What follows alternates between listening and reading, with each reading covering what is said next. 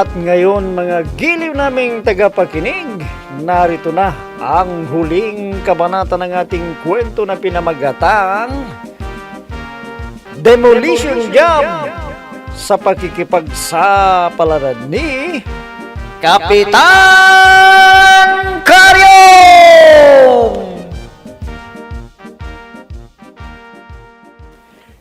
Ito yung kuha ng CCTV kagabi. Ang lilaw-lilaw ng kuha, di ba? Ayun o, tignan ninyo. Tignan yung mabuti.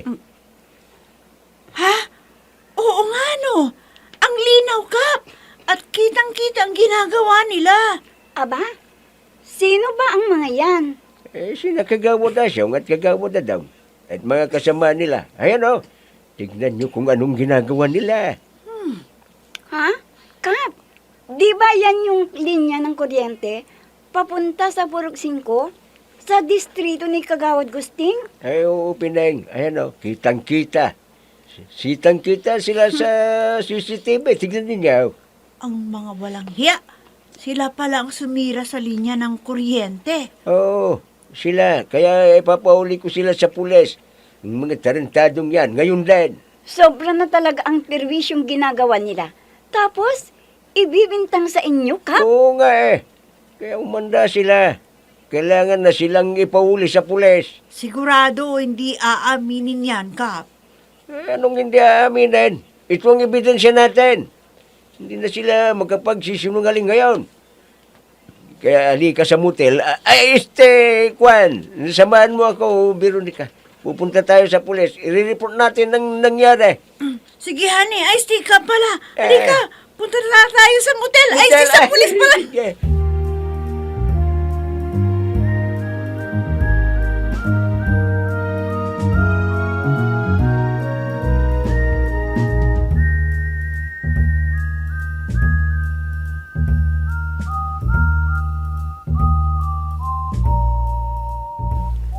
Nandito ka pala sa barangay hall, Melinda.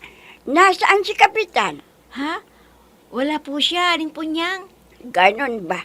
Si Veronica, nandyan pa sa loob. Naku, Aling Punyang. Wala rin po siya eh.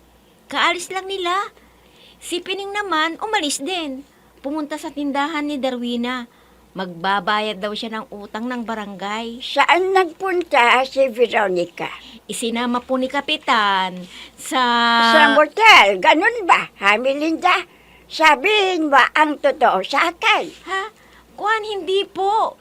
Hindi motel. Ang narinig kong pinag-usapan nila eh, nagpunta sila sa pulis. Ay, Melinda, magsabi ka nga ng totoo sa akin. Saan sila pumunta? Sa pulis o sa motel? Sa motel po. Ay, sa pulis po. Kasi may problema ang nangyari. Ay, Melinda, alam kong kasabot ka sa kalukuhan na ginagawa ng asawa ko. Kung ayaw mong madamay sa galit ka, magsabi ka ng totoo sa akin. Aling Punyang, wala akong alam sa sinasabi niyo. Nagpunta lang ako rito para kumustahin kay Pining yung reklamo ni Ate Lydia na kapitbahay namin. Hindi kita pipilitin na aamin. Pero alam ko na, kapag nahuli ko sa sakto ang Veronica at asawa ko, maghahalo na sa balat sa tinalupan.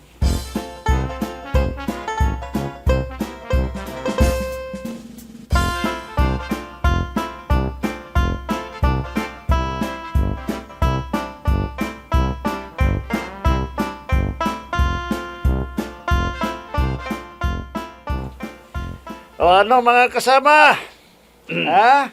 Iinom na naman tayo, ha? May natitira pa sa ibinigay na pundo. Ayos yan, kagawad. Sige, mamayang mag-inuman ulit tayo. Ulit tayo mag-inuman. Yung mga masasarap na alak na naman. Siyempre. At maraming masarap pulutan. na. Sana may chicks na katibol natin. Kagawan! Sana may chicks!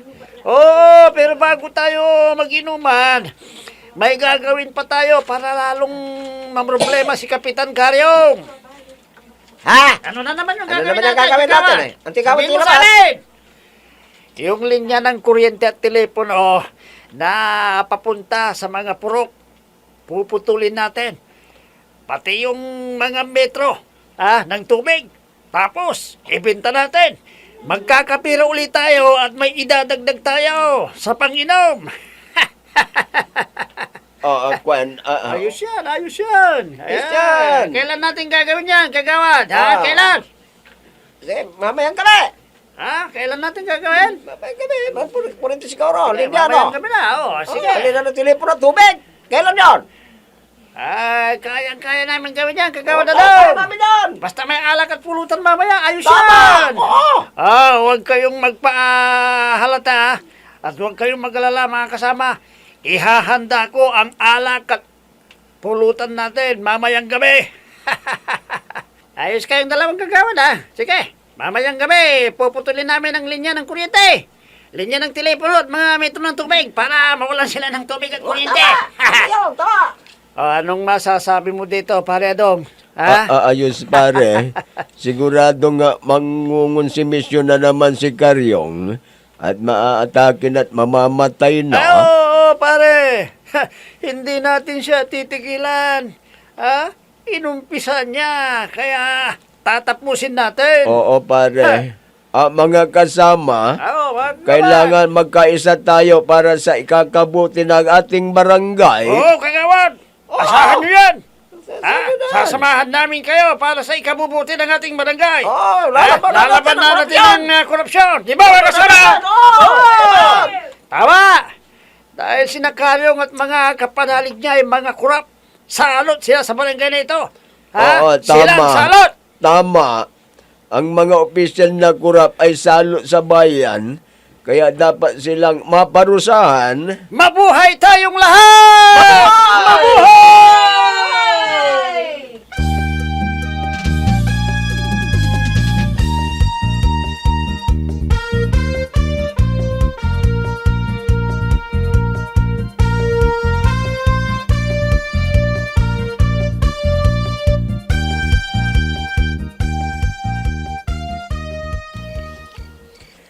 Darling, Veronica bala.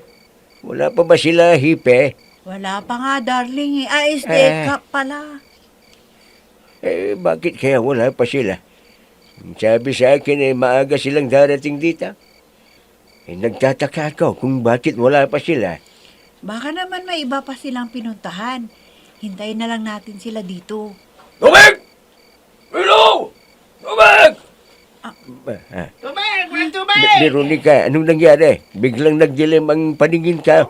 Tumaas yata ang blood pressure ka. Hindi, Kap. Brown out po. Pati tubig. Sumabay yata. Dahil sumigaw si Mang Dandoy. Veronica, saan ka? Ang dilim dito. Ang solar light lang ang nakasinda. Nasaan ka? Kap! Ha? Kap! Bakit? Pipay ko yung inawakan mo. Ganun ba? Ay, sure. Hindi ko sinasadya. Halika, lalabas tayo dito. Ang dilim dito. Bakit kaya nag-brown out? Wala naman silang abiso na papatayin ng kuryente. Oo nga Ano kayang nangyari? Hindi ko makita ang tinatapakan natin. Hawak ako sa'yo. Oo, Mga taradano kayo! Bakit walang ilaw, walang tubig? Naliligo ako! Buisit! Kap, wala raw pati tubig. Nakaw, kailangan malaman natin kaagad kung anong nangyari.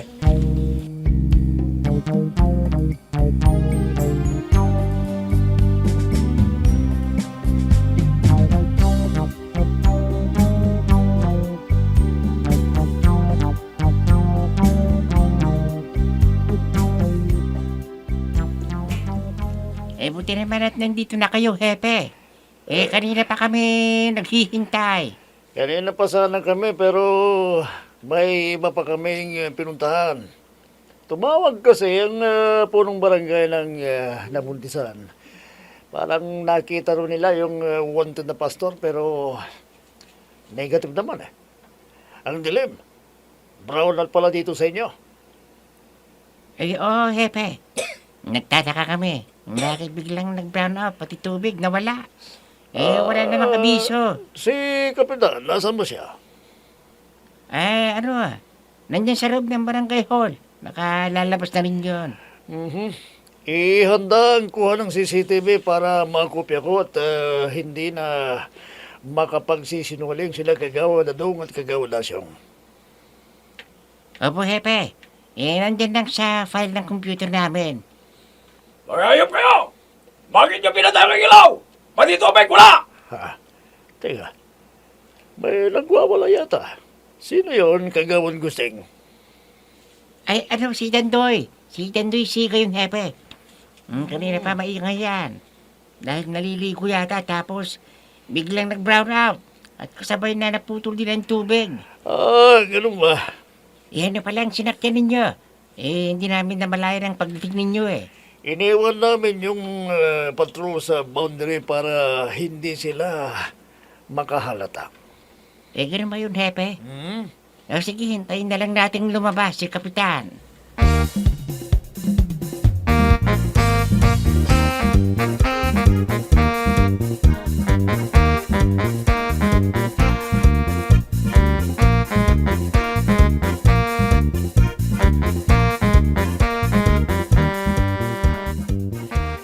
Sige mga kasama! Magpakalasing kayo! Magsaya tayo sa gabing ito! Magsaya!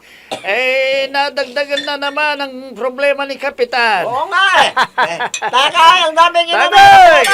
Magpulutan kayo! Oo. Paring Adong, Ah. sit ka na rin. At magpulutan ka.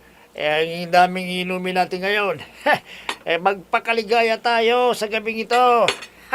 Ayan o, brown out sa buong barangay ng Hingaluan. Pati tubig, naputol. Sasakit ang ulo ni Kapitan. Mamamatay na siya sa konsumisyon. Mamamatay na si Karyong! Kaya magbunyi tayo, inom!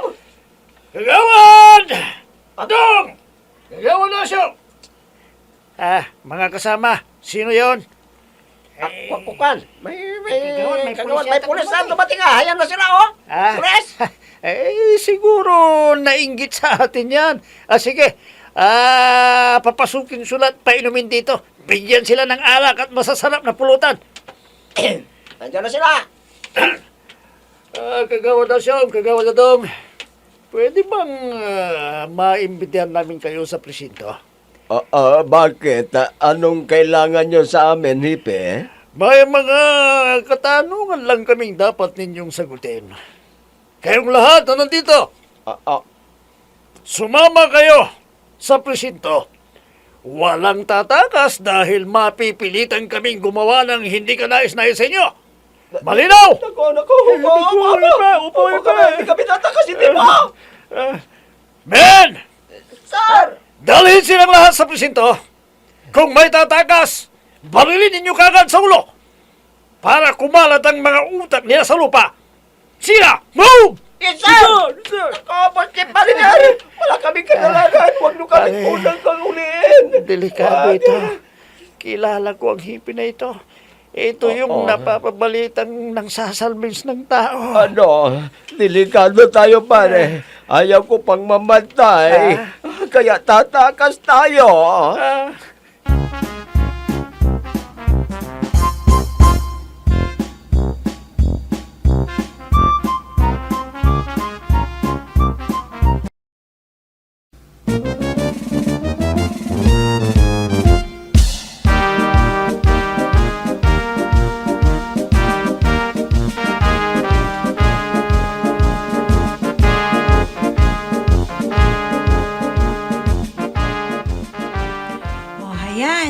Bumalik na ang kuryente. Inayos na nila. Yung dalawang tarantada naman pala ang may kagagawan.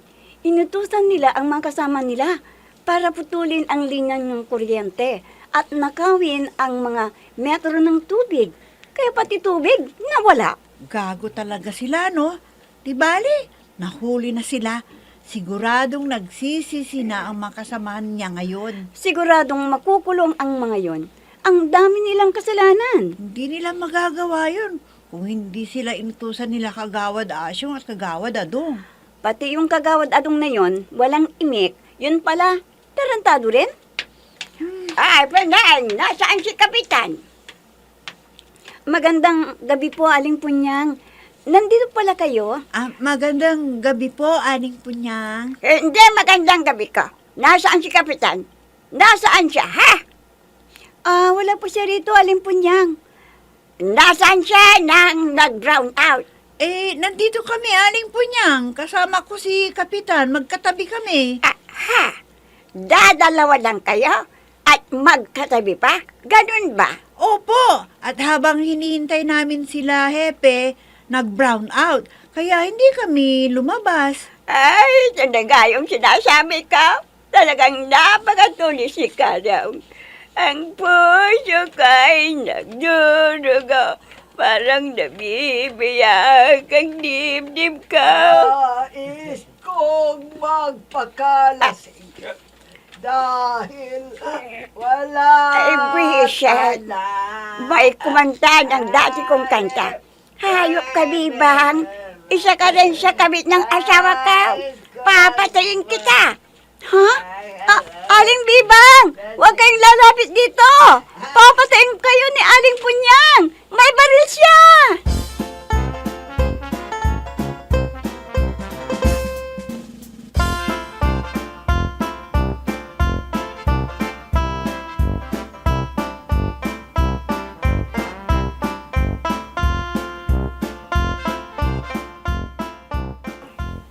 Ilabas niyo kami rito. Wala kaming kasalanan Nagkamali lang kayo. Sa inaakusan ninyo sa amin. Ay, oo naman, Ipe. Wala kaming kasalanan, wala kaming ginawang masama. Oo nga. Mababait po kaming tao. Ha! Magsisinungaling pa kayo? Bakit hindi nyo na aminin kasi at humingi ng tawag kay Kapitan para maawa na siya sa inyo at hindi na itutuloy ang demanda laban sa inyo? Baka makarating pa ito kay Senador Jovino. Hayop talaga ang Kapitan na yon. Pinagbibintangan kami, wala namang siyang ebidensya. Nag-iimbento lang. Nagkakamali ka, Kagawad Asyong. Meron siyang ebidensya at nakita ko na. Anong ebidensya yan, Hepe? Ano? Ito, kinopya ko ang kuha ng CCTV na nakamount doon sa barangay ninyo. Ito, tingnan ninyo, oh. Ayan. Nako. Sino ang mga yan? Tingnan nyo mabuti. Sige, magsalita kayong dalawa ngayon kung papaano ninyo itatanggihan, ha? Tingnan ninyo! Kami nga yan. May CCTV pala, Kagawad. Nahuli kam tayo. Nako, patay tayong lahat. Nadamay tayo. Nadamay tayo. Pag-usapan na lang natin ito. Maraming alak doon sa bahay. Magiinuman tayo. Kumusta na kayo, Kagawad Asyong? Kagawad Adong? Sir Teprosyo, tulungan mo kami. Wala kaming kasalanan sa binibintang nila sa amin. Opo, Sir Timprosyo. Napagbintangan lang kami. Huwag kayong mag-alala. Kasama ko ang abogado ninyo. At sisiguraduhin namin maabsulto kayong lahat na inuli nila. At sila, karyong, hang makukulong.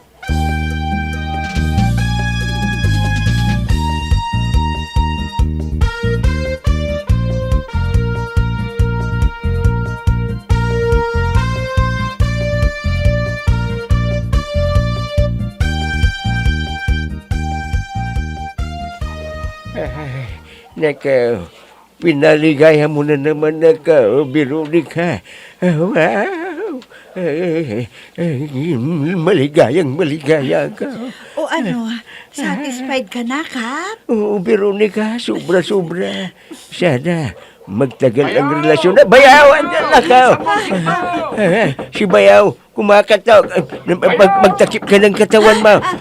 Magkumot ka at pero bubuksan ko ang papasukin pinto. na. Nakakaya. Sige, bubuksan ko na. Sige. Bayaw, bakit? Anong problema mo? Wala akong problema. Pero ikaw ang may napakalaking problema, Bayaw. Anong ibig mong sabihin, Bayaw? Nagtagumpay sila Kagawad Asyong at Kagawad Adong sa kanilang demolition job laban sa'yo. Nakaw, paano sila nagtagumpay? Nakakulong na sila, Bayaw. Oo, Pero tinulungan sila ni dating Vice Mayor Temprosio at binaligtad nila ang sitwasyon. Ikaw ang mabibilanggo dahil nagsampa sila ng demanda laban sa'yo. At tiyak, ikaw ang mabibilanggo, bayan. Hindi! Hindi!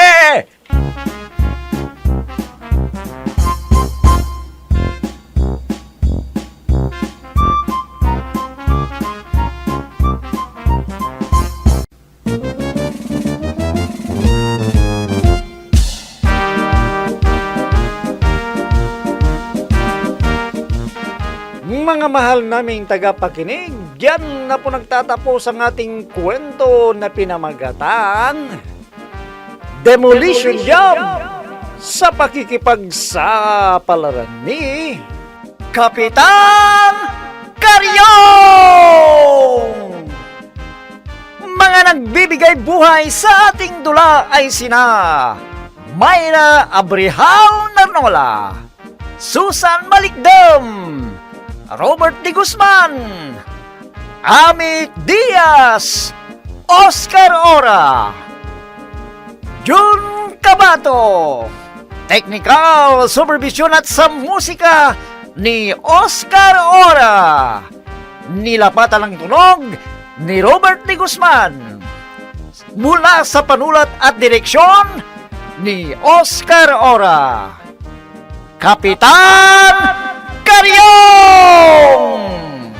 Inihahandog sa inyo ng F3 Recording Studio para sa pambansang radyo ng Pilipinas, Bombo Radio Philippines!